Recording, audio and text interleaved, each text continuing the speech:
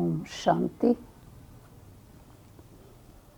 आज सतगुरुवार का दिन मीठे प्यारे बाबा के 26 नवंबर के महावाक्य हैं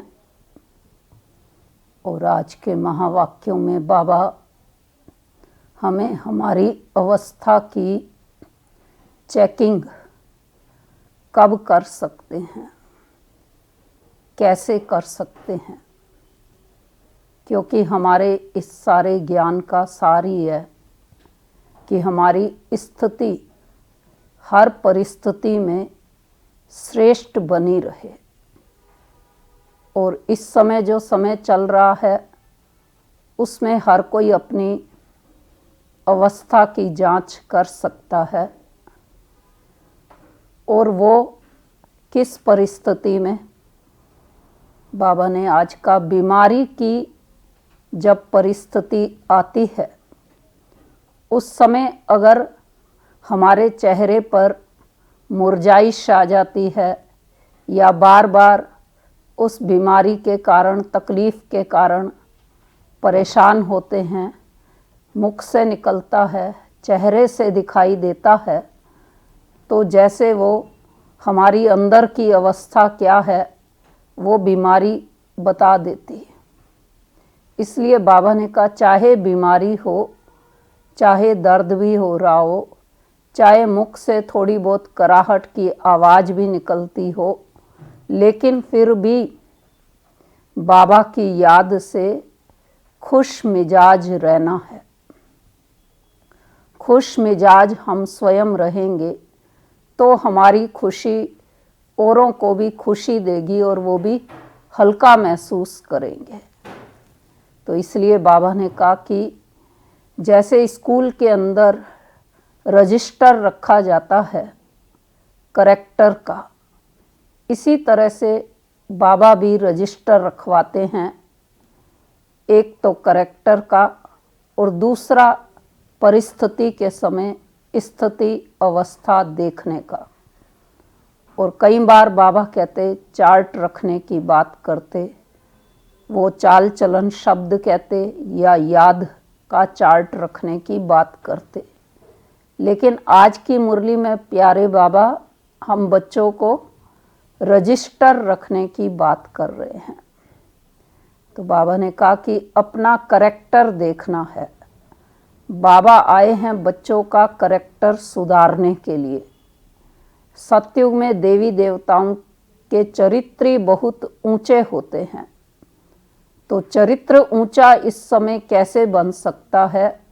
एकमात्र साधन है उसका याद की यात्रा।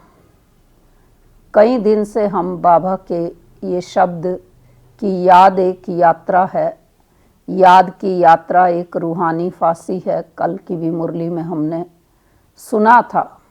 तो आज भी बाबा याद शब्द को महत्व देते हुए कि याद से ही हमारे करेक्टर सुधरते हैं।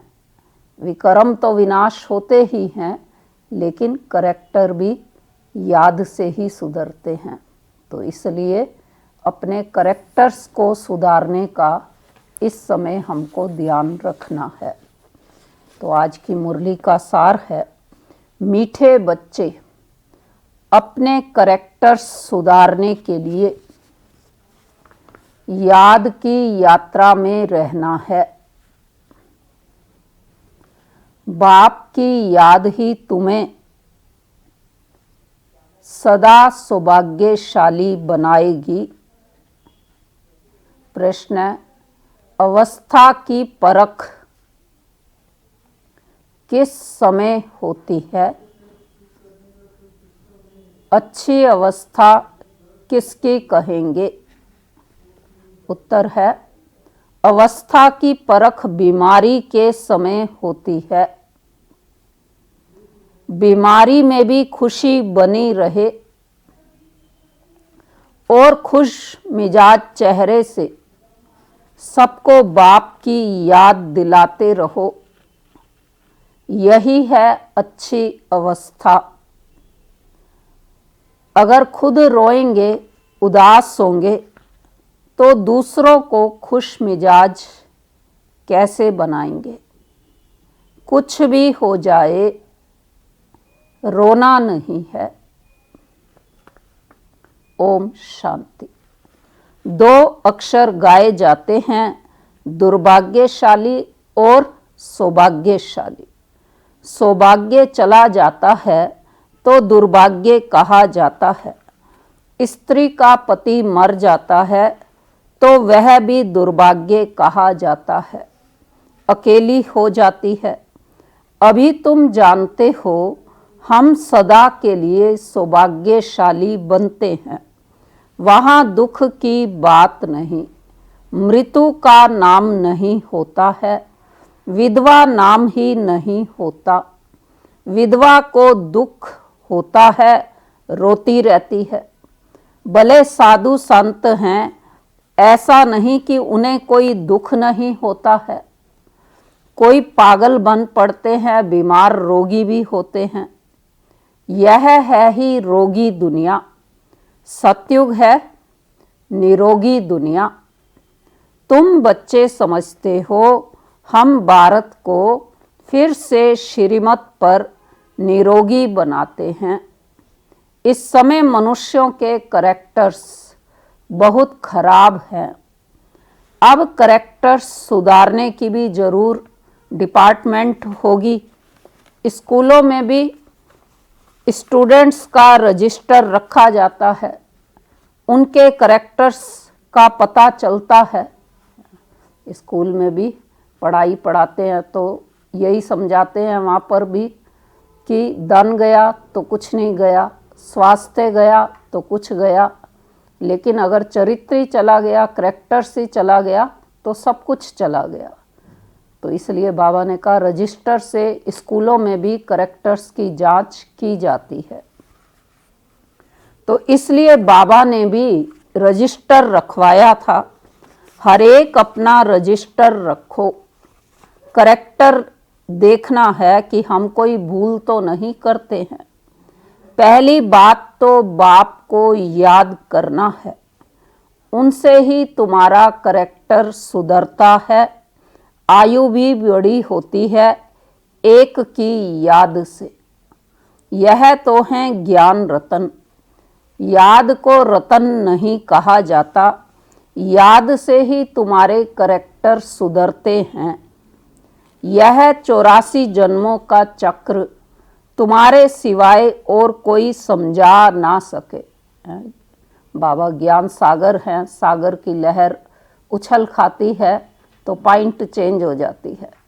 अभी अभी बाबा याद से करैक्टर सुधारने की बात कर रहे थे और फिर एकदम 84 जन्मों के और चक्र के ऊपर समझाने लगे बाबा।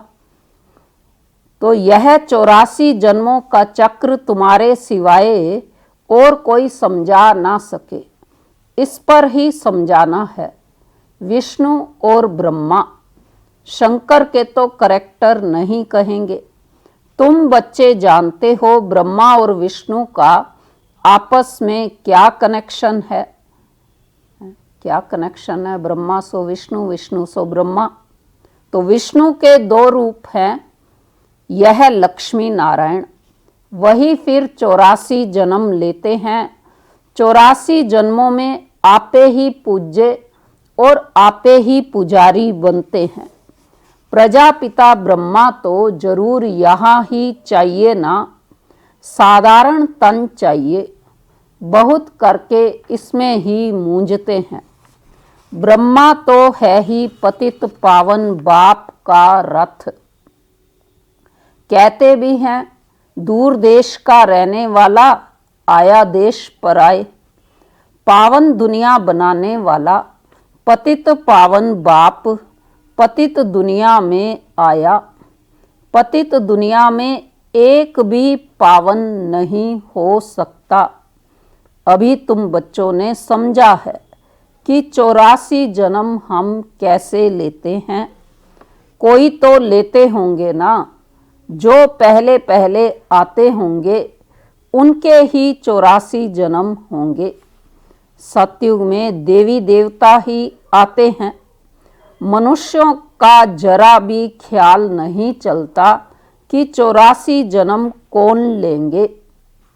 समझ की बात है। पुनर्जन्म तो सब मानते हैं। अब भारतवासी पुनर्जन्म को तो मानते हैं, उसमें भी विशेष हिंदू लोग, लेकिन पुनर्जन्म किस में मान लेते? जीव जंतुओं में भी मान लेते। लेकिन बाबा ने जो पुनर्जन्म बताया, मनुष्य का पुनर्जन्म मनुष्य में ही होता है। अधिक से अधिक 84 जन्म, कम से कम 1 जन्म होता है। तो बाबा ये मुरलियों में बताते आए हैं। तो आज भी बाबा समझा रहे हैं कि पुनर्जन्म तो सब मानते हैं, 84 पुनर्जन्म हुए, यह बड़ी युक्ति से समझाना है। 84 जन्म तो सभी नहीं लेंगे ना। फिर ये भी एक बात है कि 84 जन्म सब नहीं लेंगे। एक साथ सब थोड़े ही आएंगे और शरीर छोड़ेंगे। भगवानुवाच भी है कि तुम अपने जन्मों को नहीं जानते हो, भगवान ही बैठ समझाते हैं। तुम आत्माएं 84 जन्म लेती हो। यह 84 की कहानी बाप तुम बच्चों को बैठ सुनाते हैं। यह भी एक पढ़ाई है। 84 का चक्र तो जानना बहुत सहज है। दूसरे धर्म वाले इन बातों को समझेंगे नहीं। तुम्हारे में भी कोई सभी 84 जन्म नहीं लेते हैं। सभी के 84 जन्म हों तो सब इकट्ठे आ जाएं, यह भी नहीं होता है। सारा मदार पढ़ाई और याद पर है। उसमें भी नंबर 1 है याद। डिफ़िकल्ट सब्जेक्ट पर मार्क्स ज़्यादा मिलती है, उनका प्रभाव भी होता है। उत्तम, मध्यम, कनिष्ठ सब्जेक्ट होती है ना, इनमें है 2 मुख्य। बाप कहते हैं मुझे याद करो तो संपूर्ण निर्विकारी बन जाएंगे और फिर विजय माला में पिरो जाएंगे। यह है रेस। पहले तो खुद को देखना है कि मैं कहाँ तक धारणा करता हूँ, कितना याद करता हूँ, मेरे करैक्टर्स कैसे हैं। अगर मेरे में ही रोने की आदत है तो दूसरे को खुश मिजाज कैसे बना सकता हूँ। बाबा कहते हैं जो रोते हैं सो खोते हैं। कुछ भी हो जाए लेकिन रोने की दरकार नहीं है। बीमारी में भी खुशी से इतना तो कह सकते हो कि अपने को आत्मा समझ बाप को याद करो। बीमारी में ही अवस्था की परख होती है। तकलीफ में थोड़ा कुड़कने की आवाज़ भले निकलती है, कराते भी हैं कई, परंतु अपने को आत्मा समझ बाप को याद करना है। बाप ने पैगाम दिया है। पैगंबर मैसेंजर एक शिव बाबा हैं, दूसरा कोई है नहीं। बाकी जो भी सुनाते हैं सारी भक्ति मार्ग की बातें। इस दुनिया की जो भी चीज़ें हैं सब विनाशी हैं। अभी तुमको वहाँ ले जाते हैं जहाँ टूट फूट नहीं। वहाँ तो चीज़ें ही ऐसी अच्छी बनेंगी जो टूटने का नाम ही नहीं होगा। कहाँ पर? सतयुग में। तो यहाँ तो साइंस से कितनी चीज़ें बनती हैं, वहाँ भी तो साइंस जरूर होगी, क्योंकि तुम्हारे लिए बहुत सुख चाहिए। बाप कहते हैं तुम बच्चों को कुछ भी पता नहीं था कि भक्ति मार्ग कब शुरू हुआ। कितना तुमने दुख देखा। यह सब बातें अभी तुम्हारी बुद्धि में हैं। देवताओं को कहा ही जाता है सर्वगुण संपन्न, 16 कला संपूर्ण, संपूर्ण निर्विकारी, मर्यादा पुरुषोत्तम, संपूर्ण अहिंसक। फिर वह कलाएं कैसे कम हुई? अभी तो कोई कला नहीं रही है। चंद्रमा की भी धीरे धीरे कला कम होती है ना। तुम जानते हो कि यह दुनिया भी पहले नई है, तो वहाँ हर चीज सतो प्रधान फर्स्ट क्लास होती है। फिर पुरानी होते कलाएं कम होती जाती हैं। कलाएं कम होते जाना माना आत्मा जैसे जन्म मरण के चक्कर में आती जाती है, तो उसकी जो शुद्ध शक्तियां हैं, उसकी जो शुद्धता है, वो धीरे धीरे कम होती है। उसे ही कहा गया कि कलाएं कम होती जाती हैं। जैसे चंद्रमा जब पूरा होता है तो उसकी रोशनी कितनी तेज होती है, धीरे धीरे कम होता तो रोशनी कम होती जाती। ऐसे ही शुद्धता आत्मा की कम होती जाती जन्म मरण में आते आते। तो सर्वगुण संपन्न यह लक्ष्मी नारायण है ना। अभी बाप तुमको सच्ची सच्ची सत्य नारायण की कथा सुना रहे हैं। अभी है रात, फिर दिन होता है। तुम संपूर्ण बनते हो तो तुम्हारे लिए फिर सृष्टि भी ऐसी ही चाहिए। 5 तत्व भी सतो प्रधान बन जाते हैं, अर्थात 16 कला संपूर्ण बन जाते हैं। इसलिए शरीर भी तुम्हारे नेचुरल ब्यूटीफुल होते हैं, सतो प्रधान होते हैं। यह सारी दुनिया 16 कला संपूर्ण बन जाती है। जैसे पहले कहते थे कि रुपए में 16 आने सच बात है, मतलब बिल्कुल कंप्लीट ट्रुथ को जैसे 16 आने कहा गया, तो ऐसे कंप्लीट शुद्धि को, सतो प्रधानता को 16 कला कहा गया है। अभी तो कोई कला नहीं है। जो भी बड़े से बड़े लोग हैं अथवा महात्मा आदि हैं, यह बाप की नॉलेज उनकी तकदीर में भी नहीं है। उन्हों को अपना ही घमंड है, बहुत करके है ही गरीबों की तकदीर में। कोई कहते हैं इतना ऊंच बाप है, उनको तो कोई बड़े राजा अथवा पवित्र ऋषि आदि के तन में आना चाहिए।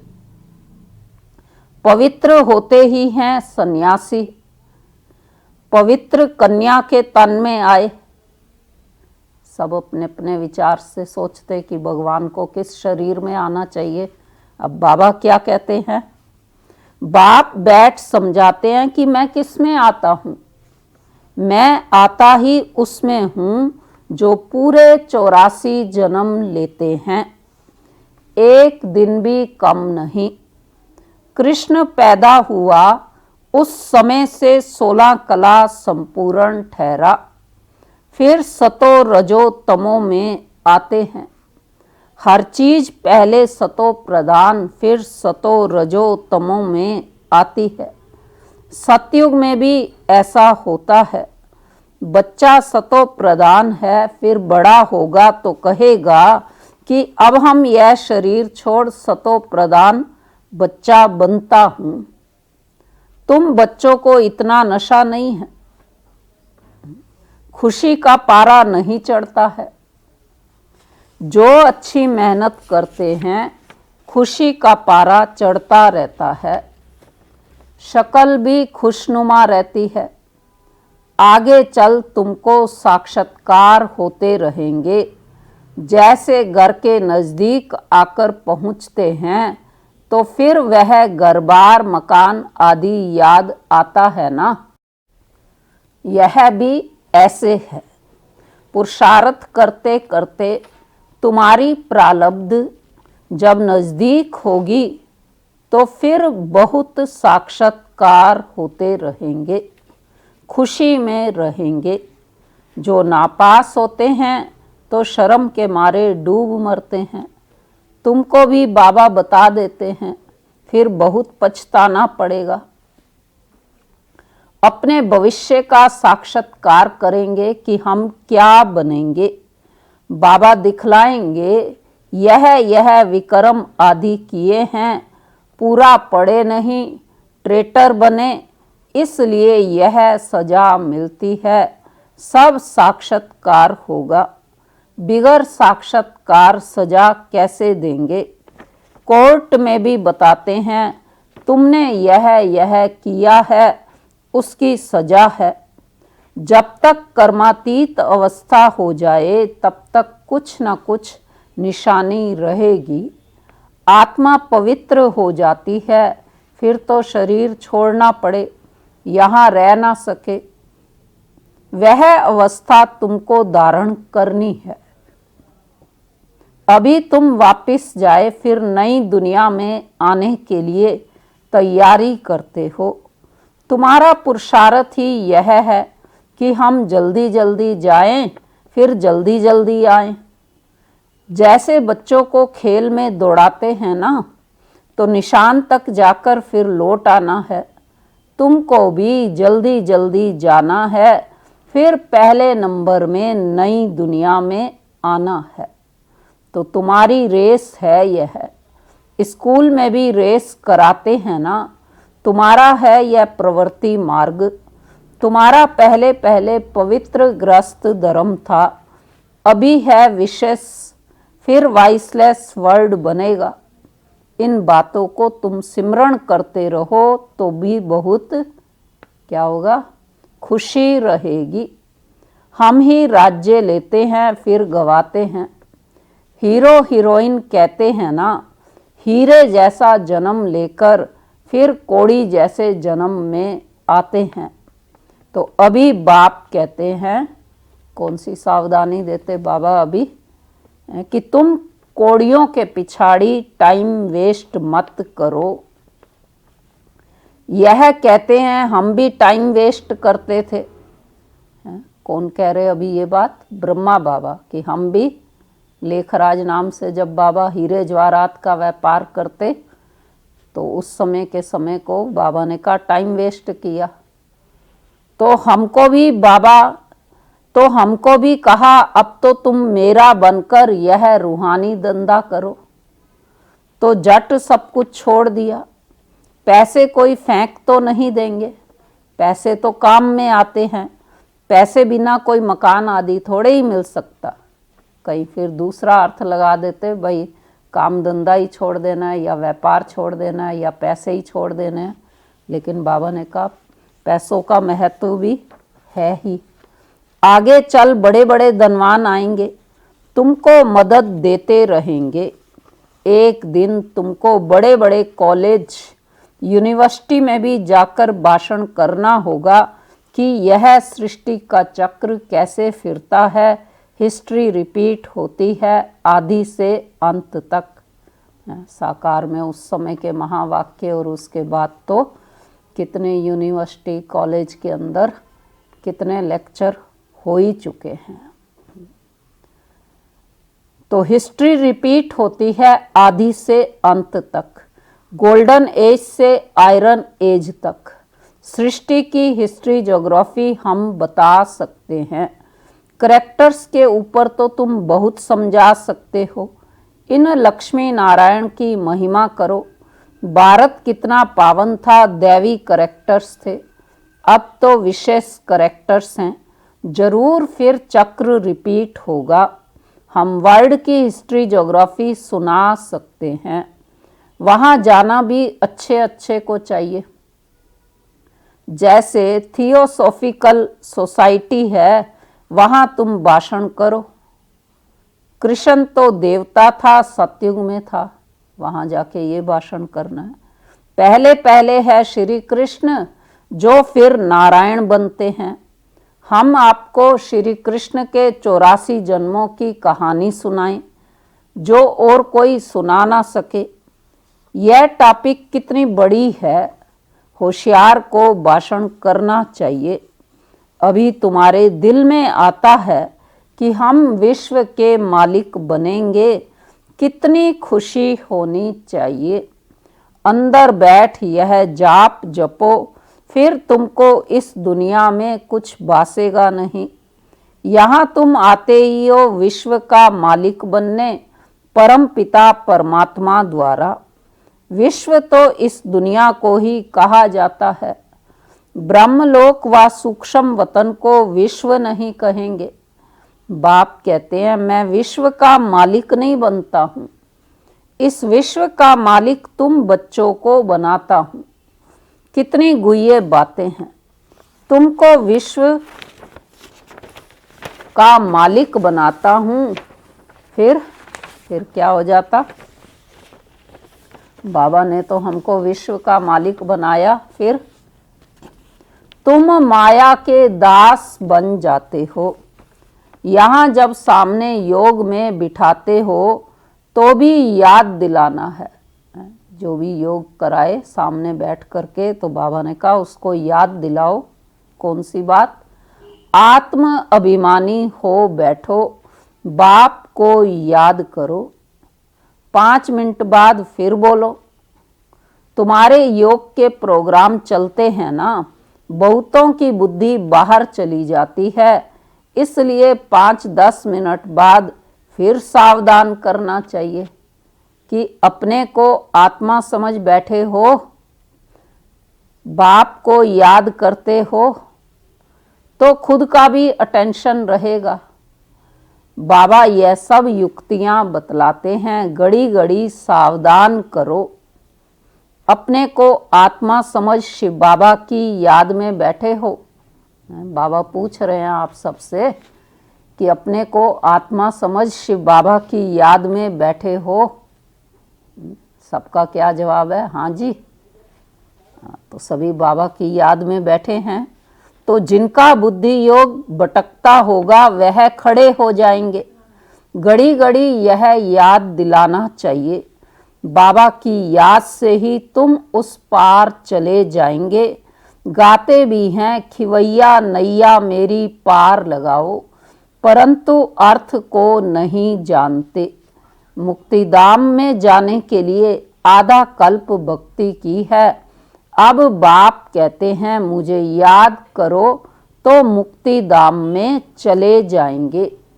तुम बैठते ही हो पाप कटने लिए, तो फिर पाप करने थोड़े ही चाहिए, नहीं तो फिर पाप रह जाएंगे। नंबर 1 यह पुरुषार्थ है, अपने को आत्मा समझ बाप को याद करो। ऐसे सावधान करते रहने से अपना भी अटेंशन रहेगा। खुद को भी सावधान करना है, खुद को भी करना है, औरों को भी करवाना है। खुद भी याद में बैठें तब औरों को बिठाएं। हम आत्मा हैं, जाते हैं अपने घर, फिर आकर राज्य करेंगे। अपने को शरीर समझना यह भी एक कड़ी बीमारी है, इसलिए ही सब रसातल में चले गए हैं। उनको फिर सैल्वेज करना है। अच्छा, मीठे मीठे सिकी लदे बच्चों प्रति मात पिता बाप दादा का याद प्यार और गुड मॉर्निंग। रूहानी बाप की रूहानी बच्चों को नमस्ते। हम रूहानी बच्चों की रूहानी बाप दादा को नमस्ते। तो आज की मुरली की धारणा की पॉइंट है, पहली है अपना टाइम रूहानी धंधे में सफल करना है। हीरे जैसा जीवन बनाना है। अपने को सावधान करते रहना है।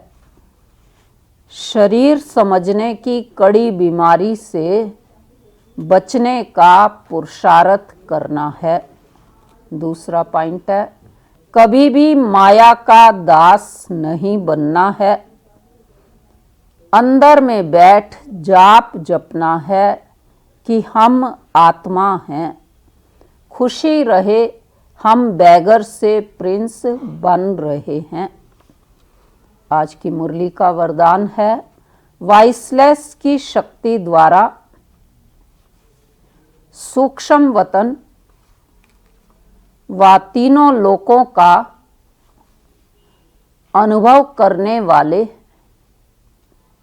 श्रेष्ठ भाग्यवान भव। स्लोगन है किसी व्यक्ति वस्तु व वैभव के प्रति आकर्षित होना ही कंपेनियन बाप को संकल्प से तलाक देना है।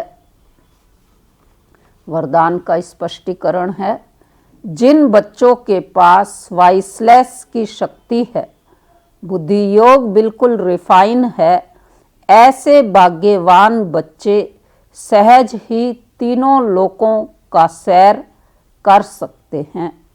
सूक्ष्म वतन तक अपने संकल्प पहुंचाने के लिए सर्व संबंधों के सार वाली महीन याद चाहिए। यही सबसे पावरफुल तार है। इसके बीच में माया इंटरफेयर नहीं कर सकती है। तो सूक्ष्म वतन की रौनक का अनुभव करने के लिए स्वयं को वाइसलेस की शक्ति से संपन्न बनाओ। अच्छा, ओम शांति। तो आज सतगुरुवार का दिन हम सभी मिलकर के प्यारे बाबा को याद भी करेंगे और भोग भी लगाएंगे। ओम शांति।